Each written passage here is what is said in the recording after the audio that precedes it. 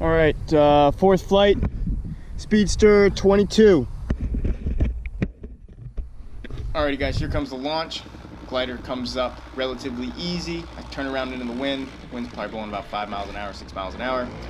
And go ahead and take off. This was the fastest launch of the night. I tested 4 different wings, and that was definitely the fastest launch.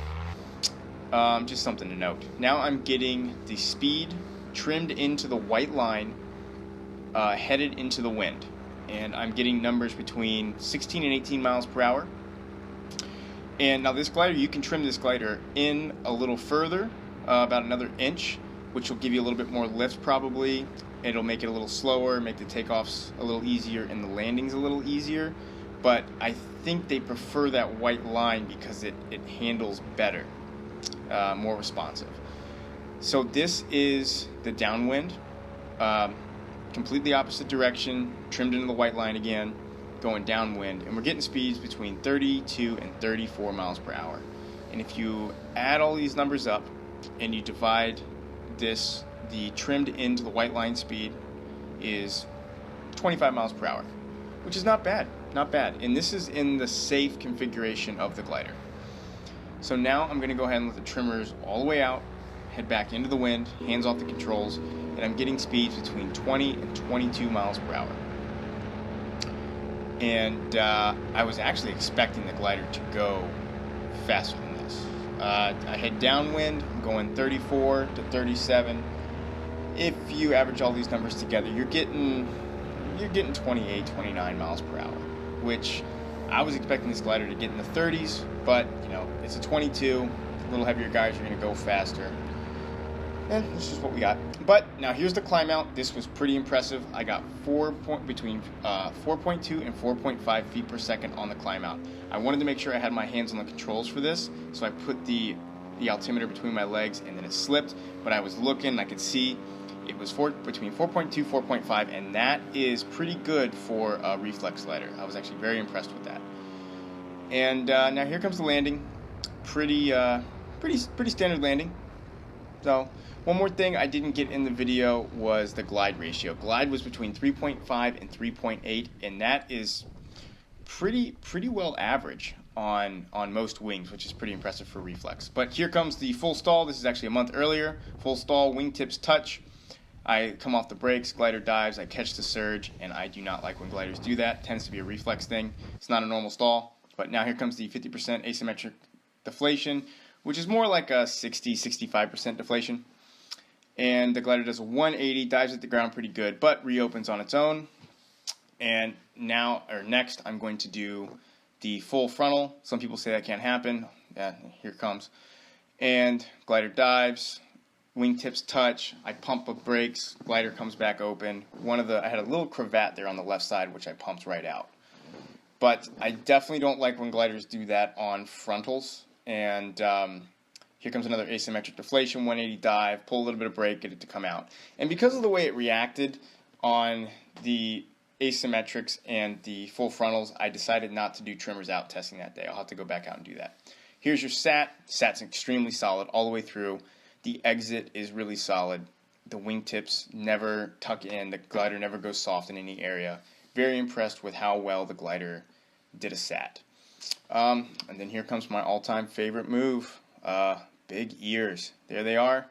Glider does it real easy, no big deal. Now we're going to go ahead and do a flight breakdown. Hey guys, how's it going? Hope you liked that video. Just wanted to go ahead and do the post-flight breakdown. When I tested that glider, I tested out the deflations and the collapses, the stalls. I did all that about a month prior to getting the GPS out and going out and flying around and seeing what the speeds were.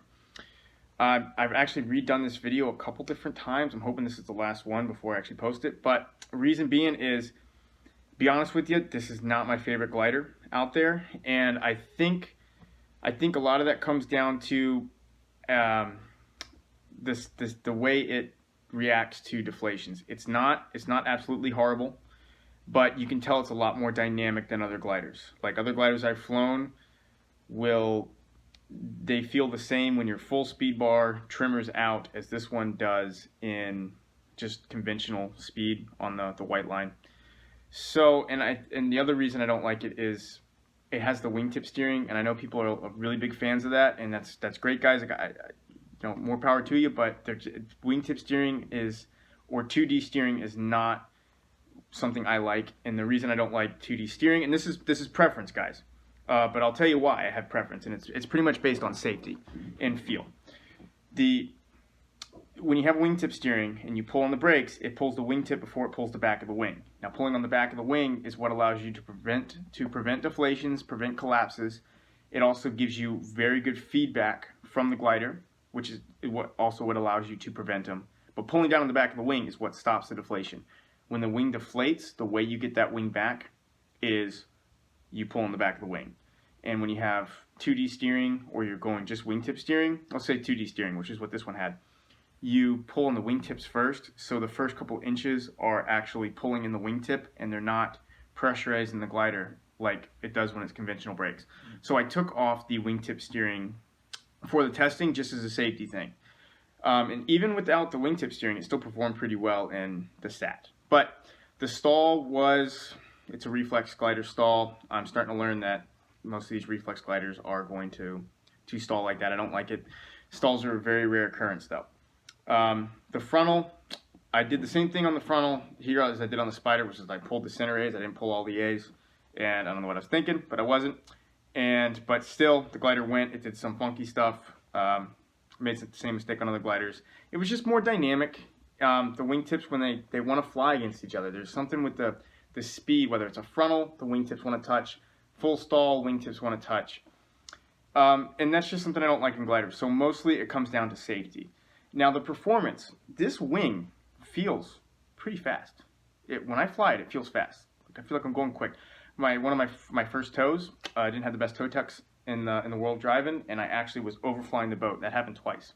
And I actually put the wing away and waited for another tow tech the next weekend. But I was surprised at the lift on the tow was really good.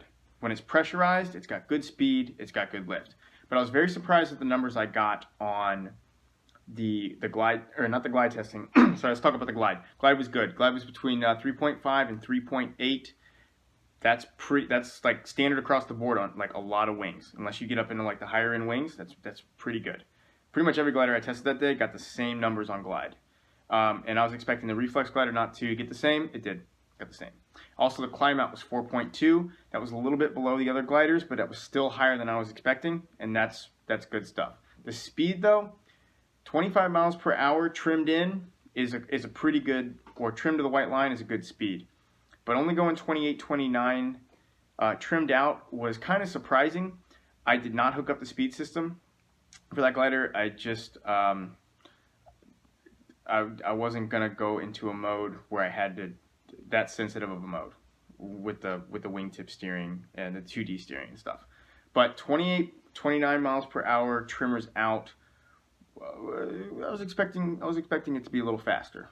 And then the handling of this glider, it depends on what you want to go for. If you like 2D steering, this is a good 2D steering glider. I don't like the 2D steering because it's a different feel, it's different inputs, different reactions. So, like I said before, preference, not my preference. But if that's your thing, I can understand why you would like it in this wing. And I think this is the glider above the Spider.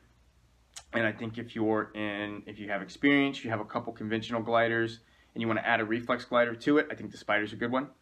And I think this, if you want to go a little faster, man, I maybe go with the Speedster, but I'd probably stick with the Spider, in my opinion. But because I just don't think the Speedster is that much faster, and the Spider was more mellow on deflations, and doesn't have 2D steering. But anyways, guys, I hope you like this video. Sorry it took so long for me to come out with it. I actually started, the first time I flew this wing was a long time ago on the boat, and then I did it again, and then it was kind of incomplete. But I am going to go up again as I get more courage to go and maybe do trimmers out, or maybe not trimmers out, but do speed bar deflations. Because the more I test these reflex wings, the more I get used to the way they react. At first, I was kind of like, oh man, this is a lot different than what I'm used to. It's a lot more dynamic. And it's also the mental intimidation of knowing that there's certain ways that I can't correct these gliders that is conventional and guaranteed, which is, you know, your conventional wings, you can pretty much guaranteed get out of stuff. Wingtip steering, no. But anyways, guys, hope you liked the review. If you want to see more of these, I got more coming. I got some more comparison videos coming out. And so, you know, hit the notification bell, subscribe, and I'll see you on the next video. Bye, guys.